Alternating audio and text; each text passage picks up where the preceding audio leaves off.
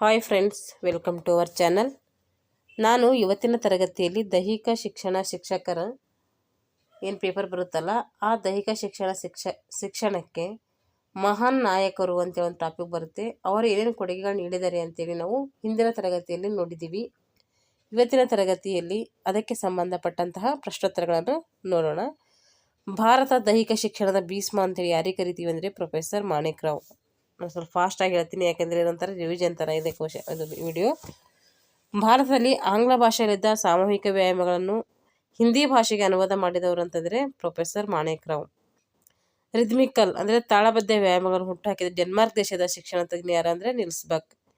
America ದೇಶದಲ್ಲಿ ದೈಹಿಕ ಶಿಕ್ಷಣ ಶಿಕ್ಷಕರನ್ನು ತರಬೇತಿಗೊಳಿಸುವ ಪ್ರಯತ್ನ ಮೊದಲಿಗೆ ಮಾಡಿದವರು ಡಾಕ್ಟರ್ ಡಿಯೋ ಲಿವಾಸ್. ದೈಹಿಕ ಶಿಕ್ಷಣದ ಪಿತಾಮಹ ಎಚ್.ಸಿ. ಬಕ್. YMC ಕಾಲೇಜಿನ ದೈಹಿಕ ಶಿಕ್ಷಣ ತರಬೇತಿ ಕೇಂದ್ರ ಇವರ ಪ್ರಯತ್ನದಿಂದ ಪ್ರಾರಂಭ ಆಯ್ತಂದರೆ ಯಾರಪ್ಪ ಅವರು ಅಂದರೆ ಎಚ್.ಸಿ. ಬಕ್. ಎಚ್.ಸಿ. ಬಕ್ ಅವರು ದೈಹಿಕ ಶಿಕ್ಷಣದ ಪದವಿಯನ್ನು ಪಡೆದಂಥ ಕಾಲೇಜು ಸ್ಟ್ರಿಂಗ್ ಫೀಲ್ಡ್. ಸ್ವಾಮಿ ಕೋಲಾನಂದರ ಮೂಲ ಹೆಸರು ಜಗನ್ನಾಥ ಗೋಣೆ. ಯುರೋಪ್ ಶರೀರ ಶಿಕ್ಷಣದ ಪಿತಾಮಹ ಯಾರಪ್ಪ ಅಂತಂದರೆ Per Henrik Ling. The royal central institute of gymnastic ತರಬೇತಿ ಕೇಂದ್ರವನ್ನು ಸ್ಥಾಪಿಸಿದವರು ಪರ್ ಹೆನ್ರಿಕ್ ಲಿಂಗ್. ಜರ್ಮನಿಯ ಜಿಮ್ನಾಸ್ಟಿಕ್ ಚಟುವಟಿಕೆ ಪಿತಾಮಹ ಜಾನ್ ಫೆಡ್ರಿಕ್ ಗಟ್ಸ್ಮನ್. ಎಳೆಯರಿಗಾಗಿ ಜಿಮ್ನಾಸ್ಟಿಕ್ ಮತ್ತು ಆಟಗಳು ಎಂಬ ಪುಸ್ತಕವನ್ನು ಬರೆದವರು ಜಾನ್ ಫೆಡ್ರಿಕ್ ಗಟ್ಸ್ಮನ್. ಜರ್ಮನಿಯಲ್ಲಿ ಫಿಲಂಥ್ರೋಪಿನಿಯಂ ವ್ಯಾಯಾಮ ಶಾಲೆಯನ್ನು ಪ್ರಾರಂಭಿಸಿದವರು ಜಾನ್ ಬೆಸ್ಟೋ. ದೈಹಿಕ ಶಿಕ್ಷಣ ಇಲ್ಲದೆ ಶಿಕ್ಷಣದ ಅಭಿವೃದ್ಧಿ ಅಸಾಧ್ಯ ಅಂತ ಅಭಿಪ್ರಾಯಪಟ್ಟವರು ಜಾನ್ ಫೆಡ್ರಿಕ್ ಗಟ್ಸ್ಮನ್. ಜರ್ಮನಿಯ ಜನತೆ ಇವರನ್ನು ಆಧುನಿಕ ದೈಹಿಕ ಶಿಕ್ಷಣದ ಪಿತಾಮಹ ಅಂತ ಕರೀತಾರೆ ಅಂತಂದರೆ ಜಾನ್ ಬೆಸ್ಟೋ. ಭಾರತ ದೈಹಿಕ ಶಿಕ್ಷಣದ ಪಿತಾಮಹ ಅಂದರೆ ಎಚ್.ಸಿ. ಬಕ್. ಯುರೋಪ್ ಶರೀರ ಶಿಕ್ಷಣದ ಪಿತಾಮಹ ಅನಿಸಿದರೆ ಪರ್ ಹೆನ್ರಿಕ್ ಲಿಂಗ್. ಹಾಗೆ ಜರ್ಮನಿಯಲ್ಲಿ ಆಧುನಿಕ ದೈಹಿಕ ಶಿಕ್ಷಣದ ಪಿತಾಮಹ ಅಂದರೆ ಜಾನ್ ಬೆಸ್ಟೋ. ಇವೆಲ್ಲ ಸ್ವಲ್ಪ ಕನ್ಫ್ಯೂಸ್ ಆಗುತ್ತೆ, ಒಂದಕ್ಕೊಂದು ಹೋಲಿಕೆ ಮಾಡಿಕೊಂಡು ನೆನ್ಪಿಟ್ಕೊಳ್ಬೇಕು. ಜರ್ಮನಿಯ ಜನತೆ ಇವರನ್ನು ಜರ್ಮನ್ ಶಾಲೆಗಳ ಜಿಮ್ನಾಸ್ಟಿಕ್ ಚಟುವಟಿಕೆಯ ಜನಕ ಅಂತ ಕರೀತಾರೆ ಎಡಾಲ್ಫ್ ಸ್ಪೀಸ್. ಎಡಾಲ್ಫ್ ಸ್ಪೀಸ್ ಬರೆದಂಥ ಕೃತಿಗಳು the system for gymnastic, the manual of gymnastic for school. Sweden ದೇಶದ ದೈಹಿಕ ಶಿಕ್ಷಣ ತಜ್ಞರೊಬ್ಬರು ವ್ಯಾಯಾಮಗಳನ್ನು ಶೈಕ್ಷಣಿಕ, ಸೈನಿಕ, ಸ್ವಾಸ್ಥ್ಯ ಮತ್ತು ಸೌಂದರ್ಯ ಮುಂತಾದ ವಿಧಗಳಾಗಿ ವಿಂಗಡಿಸಿದವರೆಂದರೆ PH ಲಿಂಗ್. ಜರ್ಮನ್ ದೇಶದ ಫೆಡ್ರಿಕ್ ಲುಡ್ವಿಗ್ ಜಾನ್ನ ಮುಖ್ಯ ಕೊಡುಗೆ ಟರ್ನ್ ವೇರಿನ್.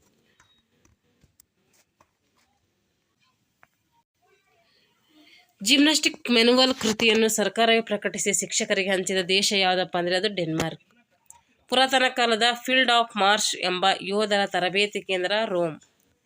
ದೈಹಿಕ ಶಿಕ್ಷಣ ರಂಗದಲ್ಲಿ ಪ್ರಥಮವಾಗಿ ಸಂಶೋಧನೆಗೆ ಅವಕಾಶ ಕಲ್ಪಿಸಿದಂಥ ದೇಶ ಅಮೆರಿಕ. ಸಿಸ್ಟಮ್ ಆಫ್ ಜಿಮ್ನಾಸ್ಟಿಕ್ ಪುಸ್ತಕವನ್ನು ಬರೆದವರು ಸರ್ ಎಡಾಲ್ಫ್ ಸ್ಪೀಸ್. YMC ಚಳವಳಿ ಬಹುತೇಕ ಯಾರಿಗೆ ಸಂಬಂಧಿಸಿದೆಂದರೆ ತರುಣರಿಗೆ. ದೃಢಕಾಯ ಶರೀರದಲ್ಲಿ ದೃಢಕಾಯ ಮನಸ್ಸಿರುತ್ತದೆ ಎಂದು ಪ್ರತಿಪಾದಿಸಿದವರು ಗ್ರೀಕರು. ಗಟ್ಸ್ಮನ್ ಎಂಬ ಶಾರೀರಿಕ ತಜ್ಞ ಈ ದೇಶಕ್ಕೆ ಸೇರಿದರೆಂದರೆ ಜರ್ಮನಿ. ಎಪಿಕ್ ಕಾಲವು ಇದರ ಮೂಲಕ ಅಂದರೆ ಶರೀರಕ್ಕೆ ಶಿಕ್ಷಣದ ಬೆಳಕು ಚೆಲ್ಲಿದೆ ಅಂದರೆ ಶಾರೀರಿಕ ಶಿಕ್ಷಣದ ಬೆಳಕು ಚೆಲ್ಲಿದೆ ಅಂದರೆ ಶೌರ್ಯಕ್ಕೆ. ಸ್ಟಾರ್ಟ್ನ ನಮೂನೆಯ ಶಾರೀರಿಕ ಶಿಕ್ಷಣವು ರೆಜಿಮೆಂಟಲ್. ಪ್ರಾಚೀನ ಜರ್ಮನಿಯ ಶಾರೀರಿಕ ಶಿಕ್ಷಣವು ಇದರ ಬೆಳವಣಿಗೆ ಕೊಡುಗೆಯಾಗಿದೆ ಅಂದರೆ ಅಂಗ ಸಾಧನೆ. ಜರ್ಮನಿಯಲ್ಲಿ ಗ್ರ್ಯಾಂಡ್ ಫಾದರ್ ಆಫ್ ಜಿಮ್ನಾಸ್ಟಿಕ್ ಎಂದು ಯಾರನ್ನು ಗುರುತಿಸಲಾಗಿದೆ ಅಂದರೆ ಫೆಡ್ರಿಕ್ ಗಟ್ಸ್ಮನ್. ಸೌಂದರ್ಯವು ಸತ್ಯ ಮತ್ತು ದೇವರಿಂದ ಬೇರ್ಪಡಿಸಲಾಗದು ಅಂಥೇಳಿ ಯಾರು ನಂಬಿದರು ಅಂದರೆ ಗ್ರೀಕರು. ಮದ್ರಾಸಿನಲ್ಲಿ YMCಯನ್ನು ಹುಟ್ಟಾಕಿದವರು ಎಚ್.ಸಿ. ಬಕ್. ನೆಕ್ಟಂಗಲ್ ಈ ದೇಶಕ್ಕೆ ಸೇರಿದವನು ಅಂದರೆ ಡೆನ್ಮಾರ್ಕ್. ಜಾನ್ ಫೆಡ್ರಿಕ್ ಗಟ್ಸ್ಮನ್ ರವರು ಇದರಲ್ಲಿ 105 ಸ್ಪರ್ಧಾತ್ಮಕ ಮನರಂಜನೆ ಆಟಗಳ ನಮೂನೆ ಮತ್ತು ಸಂಘಟನೆ ಬಗ್ಗೆ ವಿವರಿಸಿದರೆಂದರೆ ಗೇಮ್ಸ್ ಎಂಬ ಒಂದು ಪುಸ್ತಕದಲ್ಲಿ. ಫ್ರಾಂಚ್ ನೆಕ್ಟಂಗಲ್ ಜರ್ಮನಿ ಶರೀರ ಶಿಕ್ಷಣ ತಜ್ಞರಾದ ಇವರ ವಿಚಾರಗಳಿಂದ ಪ್ರಭಾವಿತರಾಗಿದ್ದವರು ಅಂದರೆ Gutsmuths. The gymnastic free exercise of Per Henrik Ling ಎಂಬ ಮಹಾನ್ ಪುಸ್ತಕವನ್ನು ರಚಿಸಿದವರು ಪರ್ ಹೆನ್ರಿಕ್ ಲಿಂಗ್. ರೋಮ್ ದೇಶದಲ್ಲಿ ದ್ವಂದ್ವ ಯುದ್ಧ, ಪ್ರಾಣಿಗಳ ಕಾಳಗ, ಅಣಕು ಯುದ್ಧಗಳು ನಡೆಸುವ ಸ್ಥಳ ಕೊಲೋಸಿಯಂ. ಮ್ಯಾರಥಾನ್ ಎಂಬುದು ಒಂದು ಸ್ಥಳ. ಮ್ಯಾರಥಾನ್ ಓಟದ ದಂತಕಥೆ ಪೆಡಿಪೀಡಿಸನು